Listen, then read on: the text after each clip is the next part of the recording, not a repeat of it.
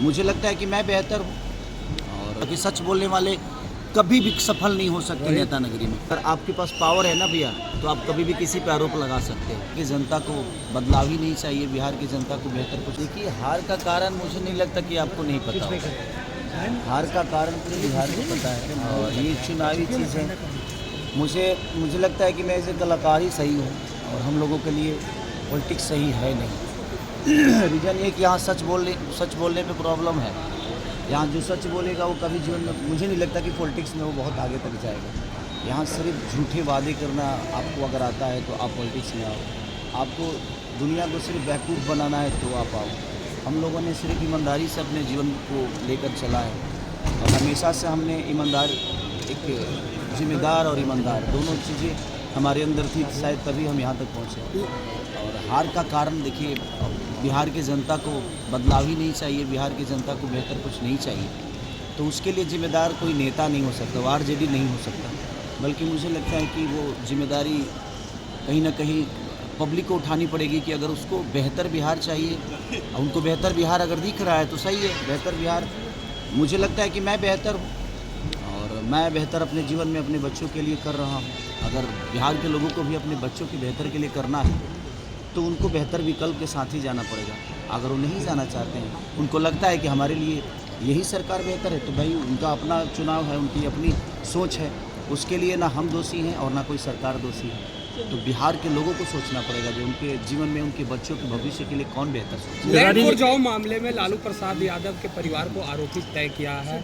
तेज प्रताप ने कहा है कि हम लड़ेंगे। बिल्कुल लड़ना चाहिए। मुझे लगता है ना कि जिस उम्र से वो गुजर रहे हैं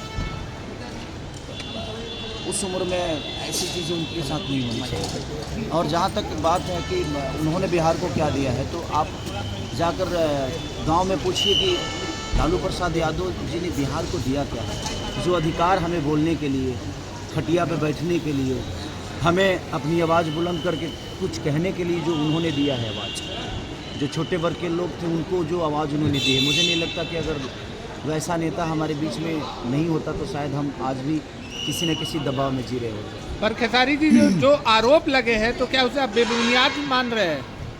सच पूछिए ना तो आरजेडी के कई लीडर आरोप लगाना ना, अगर आपके पास पावर है ना भैया, तो आप कभी भी किसी पे आरोप लगा सकते हो।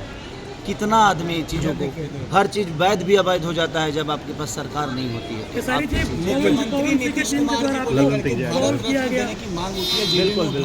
बिल्कुल मिलना चाहिए भाई। उनकी पार्टी ने उठाया है, पब्लिक ने नहीं उठाया, तो उनकी अपनी पार्टी है, वो तो उठाएंगे ही कि उनको ये सम्मान मिले, वो सम्मान।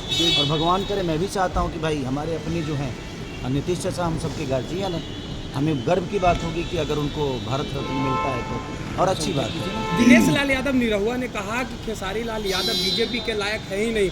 उसकी मानसिकता को इसी पर सोच लीजिए कि वो कहता है कि कोई अपराधी है तो उसका भी तो परिवार है, उसको मैं है क्या ना कि वो लोग पूरी बात सुनते नहीं, व्हाट्सअप देख के और लोग डिसाइड करते हैं। मैं बीजेपी के लायक हूँ नहीं कि हूँ, ये वो डिसाइड नहीं कर सकते और उनको पता भी नहीं होगा कितने ऑफर खेसारी लाल यादव को बीजेपी से आया होगा। और उनसे पूछ के, क्योंकि बात के ऐसा तो नहीं कि वो अध्यक्ष हैं, उनसे पूछ के तो कुछ होता नहीं। तो आगे ऑफर आएगा खेसारी जी तो आप बीजेपी ज्वाइन करेंगे क्या? नहीं, मैं कोई ज्वाइन करना नहीं चाहता यार। मैं क्या बोला कि सच बोलने वाले कभी भी सफल नहीं हो सकते नेता नगरी में। जो झूठ बोलता है, जिनको झूठे वादे करनी है, जो झूठे वादों के साथ जीवन को चलाना चाहते हैं, वो मुझे लगता है कि राजनीति में एक्टिव रहेंगे आगे। कदम रखिएगा। खेसारी जी, एक सवाल है इस पे। निरहुआ ने कहा था कि चुनाव हारने के बाद खेसारी यहाँ से भाग जाएंगे, तो कहीं ना कहीं अब उनकी बात जो है वो सच होते देख रही है, उसका कैसे जवाब सच? अब तक क्या मैं छपरा में रहूँ, मेरा काम छपरा में है। इन लोगों ने फिल्म सिटी बना रखी है क्या बिहार में? मेरा काम तो बम्बई में है ना भाई। तो मैं मुंबई जाऊँगा तभी तो 2 रोटी कमा पाऊँगा। ये तो रोजगार दिए नहीं और खाली भाग जाएगा, तो कहाँ जाऊँ? छपरा में दे दो यार, फिल्म सिटी दे दो, क्योंकि मैं संगीत के बिना रह नहीं सकता। मेरे सोच में छपरा को बेहतर बनाना है, तो छपरा में रह के बेहतर नहीं बना सकता। मैं कहीं कमाऊंगा तभी छपरा के लोगों का मदद कर पाऊंगा, और कमाने के लिए इन्होंने मेरे को फिल्म सिटी तो दिया नहीं, कोई चीज़ें तो दी नहीं यहाँ पे। तो मेरा सारा काम तो मुंबई में है, तो मैं वहीं जाके काम कर पाऊंगा। और मेरे बीवी बच्चे भी मुंबई में रहते हैं, तो भाई अब उनको भी, उनके बीवी बच्चों से उनको लेना देना तो है नहीं, बट मेरे बीवी बच्चों से तो मुझे लेना देना है ना भाई। मेरा फैमिली है और मैं फैमिली को बहुत प्यार करता हूँ, तो मुझे मुंबई तो जाना पड़ेगा। क्योंकि मेरे पास फैमिली है और जिसके पास फैमिली है तो फैमिली के पास जाएगा ना वो। एक आखिरी सवाल 20 है। बीघा आप जमीन महिलाओं आपने का दान हमेशा देने की सम्मान बात करते कही थी। रहे हैं। लेकिन पवन सिंह जो है अब भाई ये उनका दूसरी जीने बार का अब तरीका है। अब देखिए वो महिलाओं का सम्मान करते हैं, आप बताओ करते हैं वो? नहीं करते ना। उसके बावजूद भी बीजेपी उनको सिक्योरिटी देकर बैठा है ना, तो ये उनका विषय है भाई, वो उनकी ज़िंदगी है, उनकी पार्टी है, उसमें मेरा कोई लेना देना नहीं है। वो भाई अपने हिसाब से जीते हैं, उनका अपना जीने का तरीका है। मैं अपने हिसाब से जीता हूँ, मुझे पता है कि कौन क्या है, तो उसके लिए धन्यवाद।